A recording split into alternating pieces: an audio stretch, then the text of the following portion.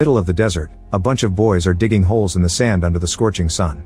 Suddenly a rattlesnake appears nearby and a boy that can't take the work anymore decides to take off his shoes to touch the snake, meeting his end.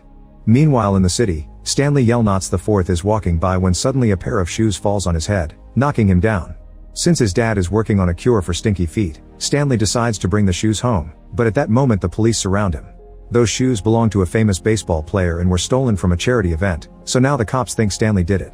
The police take him to see his parents and immediately notice suspicious things. His dad Stanley III has an apartment filled with dozens of shoes, and Stanley IV has posters of the baseball star on his wall. Considering this proof, Stanley is taken to court, where he's offered two options: jail, or spending 18 months in Camp Green Lake.